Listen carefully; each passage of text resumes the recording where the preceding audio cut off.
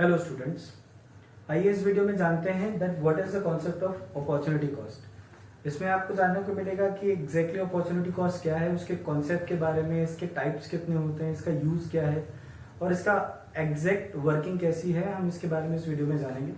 तो आइए शुरुआत करते हैं।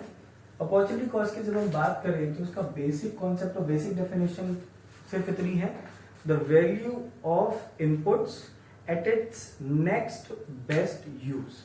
मतलब किसी भी इनपुट की जो वैल्यू है, किसी भी इनपुट की जो वैल्यू है वो मैं किसी एक यूज से हटा के किसी दूसरे यूज में लगा दूं तो वो मेरे लिए अपॉर्चुनिटी कॉस्ट कहलाएगी। अब मैं एक यूज से हटा के किसी दूसरे काम में लगा रहा हूं, एक काम से हटा के पैसा किसी दूसरे काम में लगा दे रहा हूं, तो क्यों लगाऊंगा?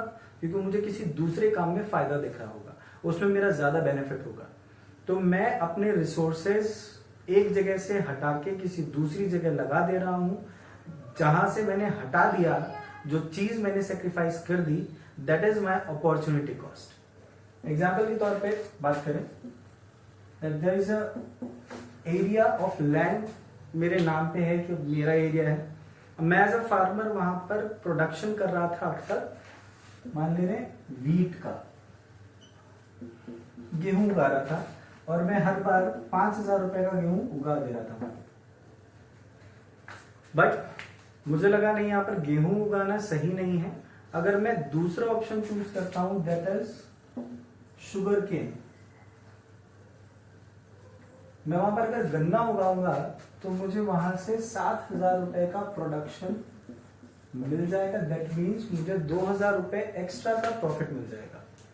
तो यहां पर जब मैं 2,000 रुपए एक्स्ट्रा का प्रॉफिट कमाने के लिए अपना जो लैंड एरिया, जितना भी जमीन है, जितनी भी सॉइल है, जितनी भी जमीन है, वो मैंने वीट के प्रोडक्शन से हटा के अगर शुगर केन के प्रोडक्शन में लगा दी, तो ये मेरे लिए कहलाया नेक्स्ट बेस्ट ऑल्टरनेटिव। और इसके लिए जो मैंने सेक्रीफाइस किया वो मैंने 5,000 रुपए का गेहूं यानी वीट सेक्रीफाइस कर दिया। तो जो मैंने सेक्रीफाइस किया ये वो अमाउंट है, ये वैल्यू है जो मेरी तरफ से लगा दी गई है ताकि मैं दूसरा प्रोडक्ट, दूसरा अपॉर्चुनिटी ग्रैब कर पाऊं। तो ये जो अमाउंट मैंने सेक्रीफाइस कर दिया that will be known as opportunity cost for me. क्यों मैंने ऐसा किया? ताकि मैं बेस्ट, सेकेंड बेस्ट ऑल्टरनेटिव जो है, जो उसका बेस्ट यूज है, वो अचीव कर पाऊं, वो ऑप्शन चूज कर पाऊं। 5,000 रुपए का इनकम, 5,000 रुपए का प्रॉफिट मैंने सेक्रीफाइस कर दिया ताकि मैं 7,000 रुपए का प्रॉफिट कमा पाऊं। तो यही हमारे लिए अपॉर्चुनिटी कॉस्ट का कॉन्सेप्ट है। अब जानते हैं कि ये अपॉर्चुनिटी कॉस्ट का कॉन्सेप्ट पीपीसी पे कैसे काम करता है। तो पीपीसी पे आप जानते हैं दो तरीके के प्रोडक्ट्स का प्रोडक्शन पॉसिबिलिटी हम देखते हैं within the given resources and when the resources are fully utilised. तो हम इस तरीके का एक शेप बनाते हैं पीपीसी में। अब यहां पर हम y मान ले रहे हैं हमारे लिए वीट और शुगर केन हो गया हमारे लिए x।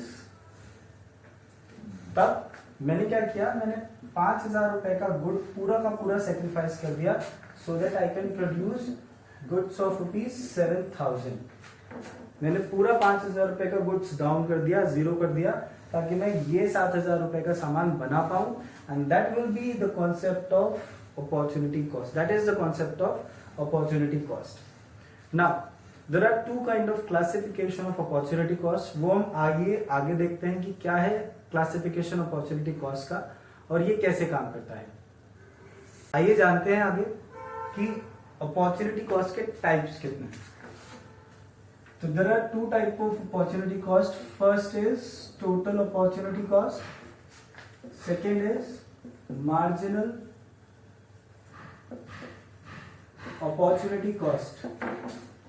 तो total opportunity cost and marginal opportunity cost, जो total sacrification होता है second best alternative चूज करने के लिए, ग्रैब करने के लिए, जो second best option चूज करने के लिए total sacrification। जैसे कि मैंने इससे पहले एग्जांपल दिया कि मैंने 5,000 रुपए के वीट सेक्रीफाइस कर दिए so that I can produce sugar cane of ₹7,000।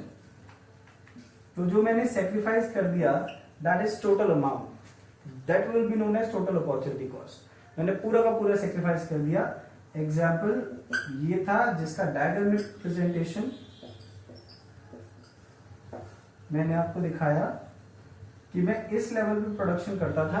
यहाँ पर मैं 5,000 रुपए के वीट प्रोड्यूस करता था और शुगर केन 0 था। मैंने पूरा का पूरा वीट सेक्रीफाइस किया और शुगर केन इतने रुपए का उगाया, यानी 5,000 रुपए का वीट उगाता था। मैंने पूरा का पूरा वो डाउन कर दिया so that I can produce sugar cane of ₹7,000। तो मैंने जितना भी टोटल सेक्रिफिकेशन किया that is total opportunity cost. Why? When we are talking about marginal opportunity cost, तो marginal means difference। marginal word निकला difference से, तो difference में जितना difference लाता जाऊं मैं उतनी ही marginal opportunity cost लगती जाए, वो मेरे लिए marginal opportunity cost कहलाएंगे। एग्जाम्पल सबसे पहले डायग्रामेटिक प्रेजेंटेशन देख लेते हैं इसकी, फिर इसका न्यूमेरिकल प्रेजेंटेशन आगे की वीडियो में बताऊंगा। तो मार्जिनल अपॉर्चुनिटी कॉस्ट क्या है? मैं इस लेवल पे प्रोडक्शन कर रहा था कॉम्बिनेशन ए पे, जहां पर 10 यूनिट बना रहा था मैं गुड वाई के, और मैं 5 यूनिट बना रहा था गुड एक्स के। मैंने क्या किया, मुझे लगा कि एक्स के ज्यादा प्रोडक्ट बनाने चाहिए, तो यहां पर with the assumption कि resources are limited, इकोनॉमिक्स में हमने पढ़ा दैट resources are limited, और जितने resources है वो ऑलरेडी गिवन है, उससे ज्यादा नहीं हो सकते हमारे पास। तो जब नहीं हो सकते, अब मुझे चाहिए कि मैं चाहता हूँ 5 यूनिट से 7 यूनिट पे चला जाऊं गुड एक्स के लिए, तो मुझे कुछ ना कुछ डाउनफॉल करना पड़ेगा so that I can increase the production of good X. I have to sacrifice some units from Y so that I can increase the production of good X. तो मान लिया मैंने 3 यूनिट सेक्रीफाइस किए y के, 10 से 7 पे आ गया, ताकि मैं 2 यूनिट x के बढ़ा सकूं 5 से 7 पे। तो ये जो सेक्रिफिकेशन था जो मार्जिन के बेसिस पे क्रिएट हुआ, मार्जिनल है, ये मार्जिन क्रिएट हुआ, डिफरेंस 10 से 7 पे आया, तब जाके मैंने 5 से 7 यूनिट प्रोड्यूस किए x के। तो ये जो मार्जिन क्रिएट हुआ, मार्जिन के बेसिस पे जो अपॉर्चुनिटी कॉस्ट हम देख रहे हैं, that will be known as marginal opportunity cost. Formula opportunity cost का हमेशा बेसिक फॉर्मूले पे ही याद रखिए, that is loss upon gain.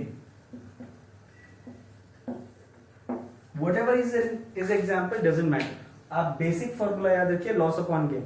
किसी भी गुड में लॉस हो, एक्स में लॉस हो तो एक्स ऊपर रख दीजिए, वाई नीचे रख दीजिए। अगर वाई में लॉस हो रहा है तो वाई ऊपर रख दीजिए, एक्स नीचे रख दीजिए। जैसे कि यहाँ पर क्या हो रहा है, हमने वाई गुड में लॉस किया, तब जाके गेन हुआ एक्स में।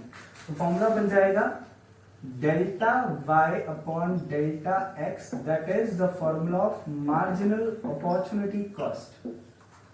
मार्जिनल अपॉर्चुनिटी कॉस्ट का फॉर्मूला वही, जब मैं टोटल सेक्रिफिकेशन की बात कर रहा हूं, तो टोटल अपॉर्चुनिटी कॉस्ट का फॉर्मूला हो जाएगा, यहां पर हमने क्या किया था, y में सेक्रिफिकेशन किया था x के प्रोडक्शन को बढ़ाने के लिए, तो y upon x, total of y जितना भी था अपॉन टोटल ऑफ x, इसीलिए यहां पर डेल्टा का साइन नहीं लगाया, क्योंकि ये टोटल सेक्रिफिकेशन की बात करते हैं जब हम, तभी वो टोटल अपॉर्चुनिटी कॉस्ट कहलाता है।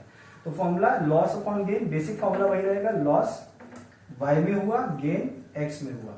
तो लॉस अपॉन गेन का बेसिक फॉर्मूला, बेसिक फंडा चलता है, वही मार्जिनल अपॉर्चुनिटी कॉस्ट का फॉर्मूला बना, MOC equal to delta y, क्योंकि y में चेंजेस किए, y में -3 यूनिट हुआ, तब जाके यहाँ पर +2 हुआ। तो लॉस इज -3, गेन इज +2, तो हमने ये फॉर्मूला बना दिया delta y upon delta x।